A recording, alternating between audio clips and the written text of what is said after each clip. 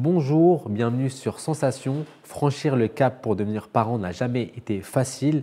Nous allons parler de parentalité et d'échanges entre les différents parents autour de cet enjeu.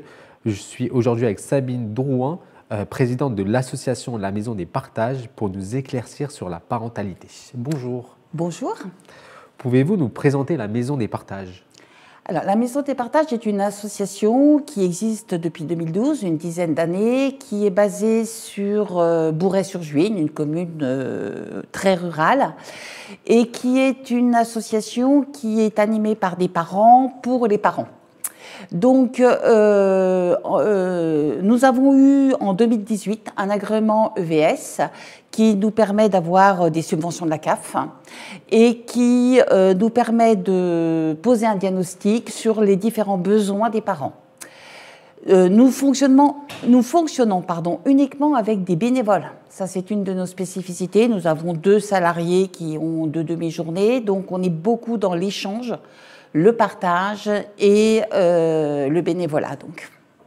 Quand on observe votre logo, on peut voir un arbre à l'intérieur de ce qui semble être une maison avec un adulte et un enfant. Tout en dessous, on peut lire « Grandir ensemble ». Pourquoi avoir choisi ce slogan ? Alors, c'est vraiment le thème le cœur de notre association, c'est-à-dire que chez nous, tout se fait ensemble. Donc, nous organisons des activités parents-enfants ensemble. Nous avons des activités entre parents ensemble ou entre ados ensemble, mais en aucun cas nous avons des accompagnements ou des activités proposées en individuel. Voilà, c'est en collectif et c'est parents-enfants ensemble. Votre association accompagne les parents à s'épanouir davantage aux liens qui les unissent à leurs enfants. Le 28 janvier 2024, vous allez organiser pour la 5e fois le festival de la parentalité Mum en famille. Quel est le but de ce festival ? Alors, c'est notre grand événement annuel dont le format est de reconstituer une maison dans un gymnase avec toutes les pièces de la maison. Et dans chacune de ces maisons, nous allons proposer des bénévoles, qui peuvent être des professionnels, mais tout le monde est bénévole, va proposer des animations en lien avec la pièce. Par exemple, dans la chambre de l'enfant, nous aurons des animations autour du sommeil de l'enfant, dans la cuisine, autour de l'alimentation, dans la salle de bain, autour de l'hygiène. Oui, et en quoi va consister justement ces thématiques ? Par exemple, vous avez cité le sommeil, mais en quoi va consister concrètement l'animation ? Alors concrètement, ça peut être des échanges entre parents, ça peut être des jeux autour du sommeil où vont jouer les parents et les enfants.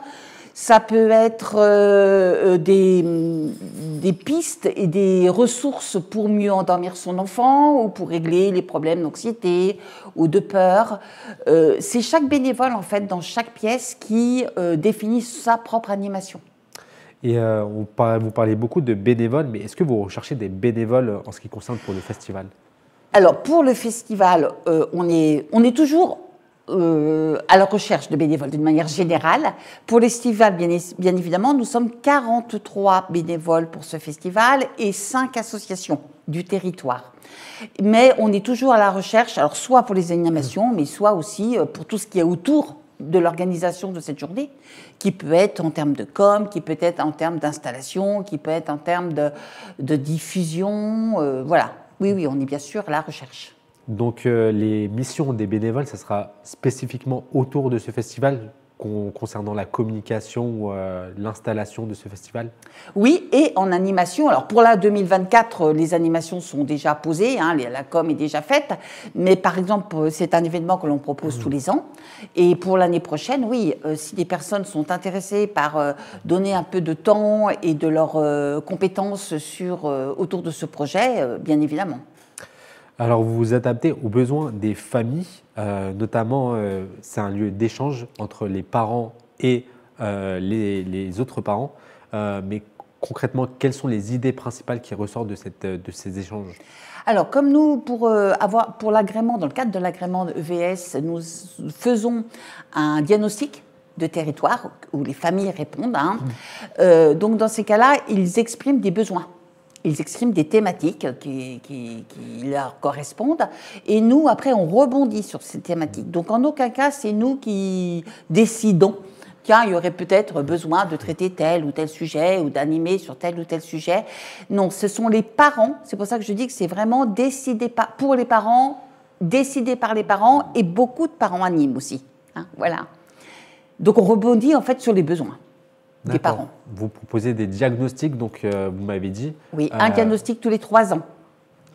C'est ça la spécificité de votre association, mais est-ce qu'il y aura plus de diagnostics à l'avenir ou ce sera juste… Alors, dans le cadre de l'AVS, on a un diagnostic tous les 3 ans qui est obligatoire pour l'agrément. Après, lors des activités, on a toujours un retour des parents qui nous disent, ah ben voilà, au-delà du retour, du comment s'est passée l'animation et ce qu'ils en ont ressenti, mais aussi, ah bah tiens, j'aimerais bien qu'on organise quelque chose sur tel thème ou tel autre, voilà. Ou moi j'ai des compétences, par exemple, on a une activité qui vient d'être créée autour de la couture. Hein. C'est une bénévole qui était venue avec ses enfants et qui a dit, ah ben moi j'ai des compétences en couture, j'aimerais bien les mettre à la disposition de la famille, de l'association pour les familles. Et donc a été organisé un atelier où les familles viennent coudre ensemble. Vous proposez notamment des activités itinérantes. Pouvez-vous m'en dire plus sur ces activités? Oui, parce qu'on est donc espace de vie sociale, EVS, mais itinérant. C'est-à-dire qu'on est basé à Bourret, sur Juine, mais on va proposer nos activités sur 10 communes. Donc, les communes partenaires nous prêtent des salles et nous, on va proposer des activités au sein de ces communes. Pourquoi itinérante? Pourquoi l'association a fait le choix de l'itinérance? Simplement parce qu'on est dans un milieu rural et que beaucoup de familles ne peuvent pas se déplacer ou n'ont pas les moyens de se déplacer, concrètement. Nous n'avons pas de transport en commun qui leur permette dans la journée de se déplacer. Et du coup, c'est simplement pour aller au plus près d'elles-mêmes. Justement, c'est peut-être aussi l'objectif principal de votre association, sortir de l'isolement pour les parents. Oui, c'est notre objectif, c'est-à-dire sortir de l'isolement en faisant ensemble. Voilà, c'est créer du lien dans la famille, bien évidemment, mais aussi entre les familles. D'ailleurs, peut-être qu'un de nos plus grands, en tout cas, ce qui nous anime beaucoup, c'est quand on voit que les familles, en dehors des activités, gardent des liens, se revoient en dehors de l'association. Voilà. Et pourquoi justement c'est plus les parents qui sont touchés par ce phénomène d'isolement selon vous? Alors je ne sais pas si c'est plus, mais en tout cas les parents ils sont touchés. C'est vrai qu'on n'entend pas beaucoup l'isolement des parents. On est en tout cas dans notre territoire, je vais parler pour notre territoire, on a beaucoup de familles qui n'ont aucun relais parental, qui n'ont pas de soutien, qui sont seules avec leurs enfants. On est à 50 km de Paris, donc elles ont beaucoup de transport. Elles partent tôt le matin, elles rentrent tard le soir. Et il y a très très peu, d'ailleurs on est le seul lieu ressource du territoire autour de la parentalité. C'est-à-dire que si j'ai besoin d'un conseil, si j'ai besoin d'un coup de main, il n'y a rien sur le territoire.